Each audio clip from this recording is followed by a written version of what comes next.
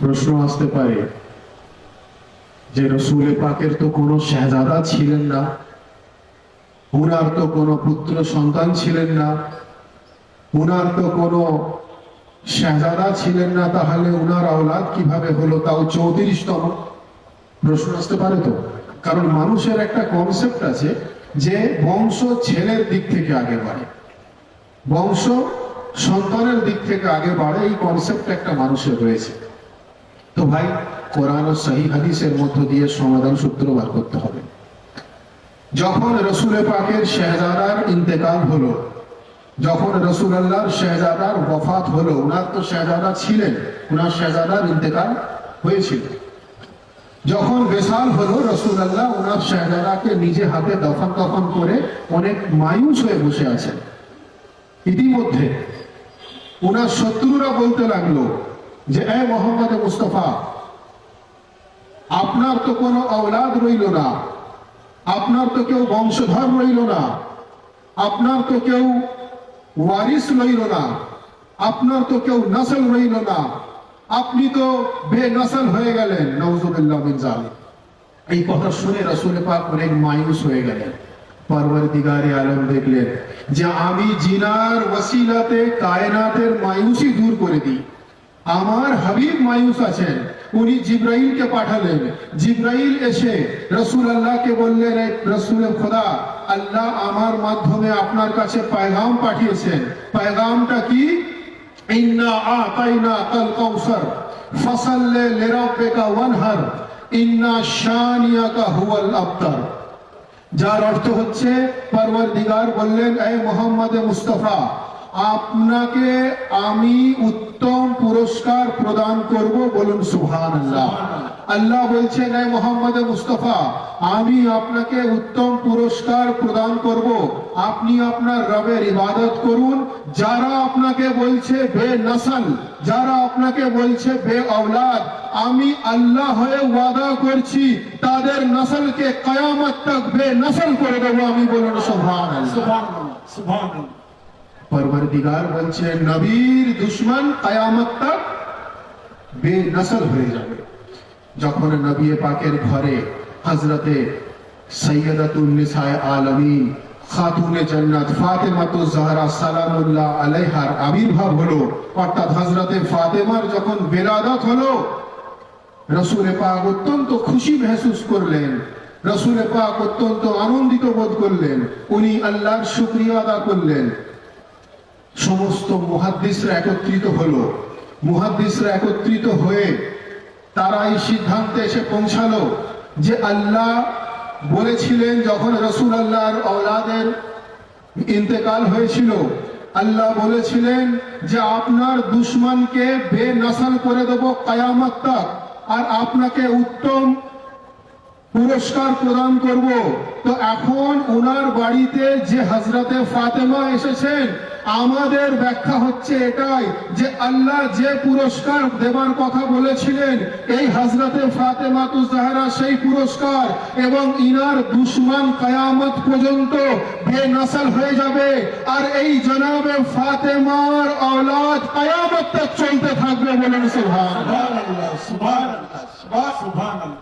অর্থাৎ দুশমনের নসলে ফাতেমা কিয়ামত পর্যন্ত শেষ হয়ে যাবে, ধ্বংস হয়ে যাবে, বে আওলাদ হয়ে যাবে। আওলাদে নসলে ফাতেমা কিয়ামত পর্যন্ত চলতে থাকবেন। সেই দৃষ্টিভঙ্গি থেকে ইমাম হাসান ও হুসাইন হলেন নসলে ফাতেমা, বলুন সুবহানাল্লাহ।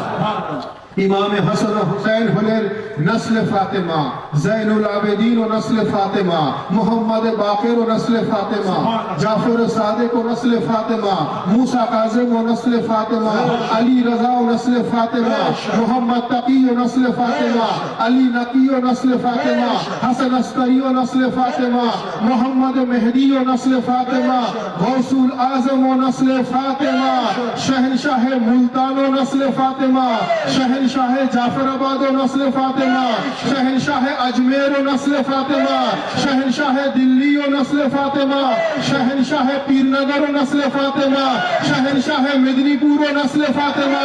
आज के जिनार उर्स मुबारक हजरत सैयदना व मौलाना व मुर्शिदना सैयद आरिफ शाह कादरी शही पवित्र नस्ल फातिमा।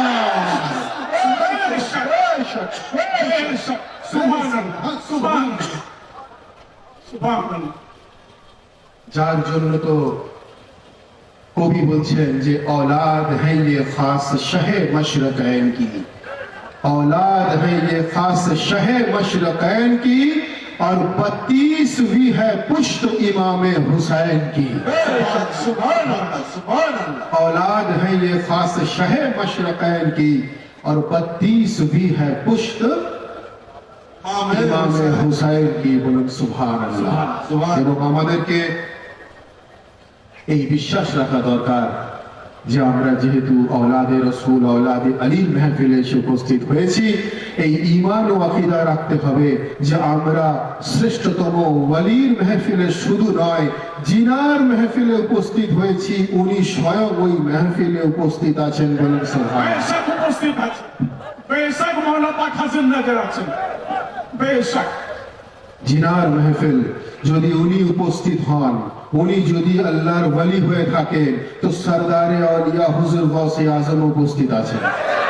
যদি গৌসে আজম উপস্থিত হয়ে যান, উনার পূর্বপুরুষ হাসান হুসাইন উপস্থিত আছেন।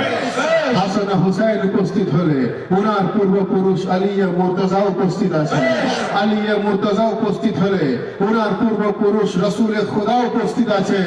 আর যেখানে রসুলে খোদা উপস্থিত হন, সেই জায়গার জন্য কবি বলছেন আমির সব্র वफा भी यही कहीं होगा, शफीए रोजे जजा भी यही कहीं होगा। और ये है उर्से मुबारक नस्ल फातिमा की महफिल, ये है उर्से मुबारक औलाद अली की महफिल, ये है उर्से मुबारक औलाद रसूल की महफिल। मुझे यकीन है कि खुदा भी यही कहीं होगा। सुभान अल्लाह सुभान अल्लाह नारे तकबीर नारे रिसालत या रसूल अल्लाह सुभान अल्लाह सुभान अल्लाह ये है उर्से मुबारक आले रसूल की महफिल, मुझे यकीन है कि खुदा भी यही कहीं होगा। बोलून सुभान। सुभान सुभान এটা হলো মাকামে নসলে ফাতেমা, অর্থাৎ আহলে বাইত আলী মুর্তজার औलाद আহলে বাইত জনাবে ফাতেমা জহরা সালামুল্লাহ আলাইহা औलाद। বলুন সুবহানাল্লাহ।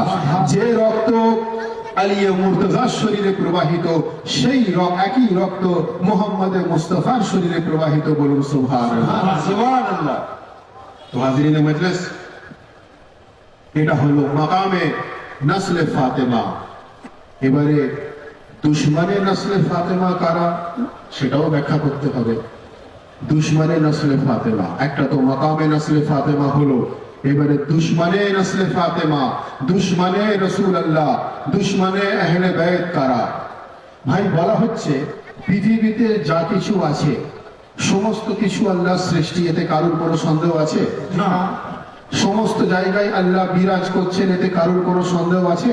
না কোনো সন্দেহ নেই। ইন্নাল্লাহ আলা কুল্লি শাইইন কাদির, আল্লাহ সব জায়গায় বিরাজমান, বিরাজ করছেন। এবং এই পৃথিবীতে যা কিছু আছে রব্বুল আলামিন সমস্ত কিছু সৃষ্টি করেছেন, সমস্ত কিছু উনি তৈরি করেছেন, সমস্ত কিছু উনি বানিয়েছেন। সমস্ত সৃষ্টির মধ্যে মানুষকে শ্রেষ্ঠতম জীব তৈরি করেছেন। অর্থাৎ মানুষ, জানোয়ার, পশু পক্ষী, গাছপালা, উদ্ভিদ, প্রাণী সমস্ত কিছুর মধ্যে মানুষ হলো শ্রেষ্ঠ।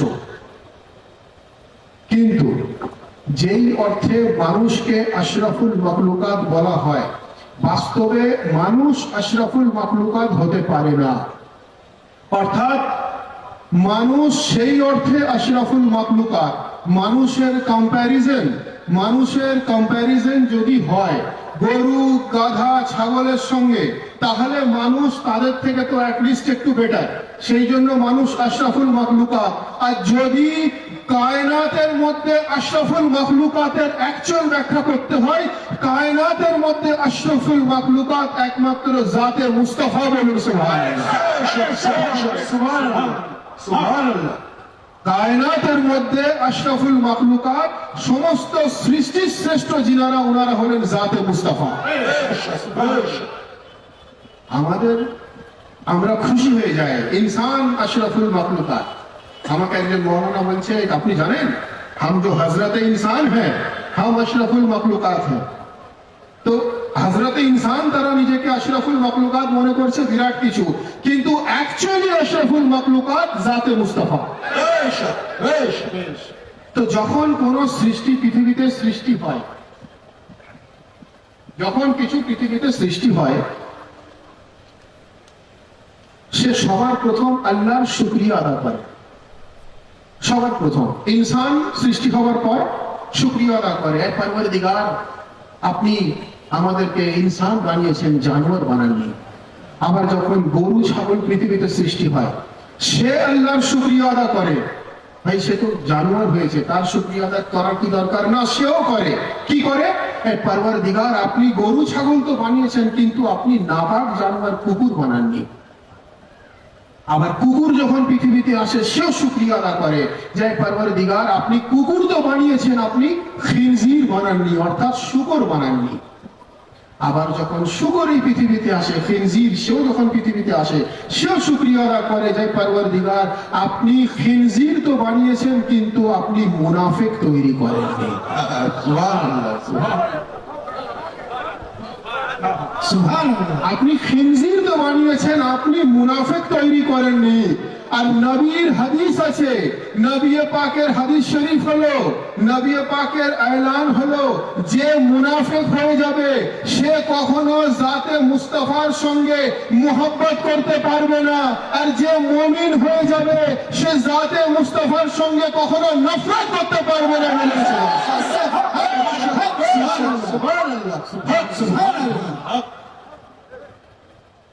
তাহলে দুশমনে নসলে ফাতেমা কার থেকে অধম?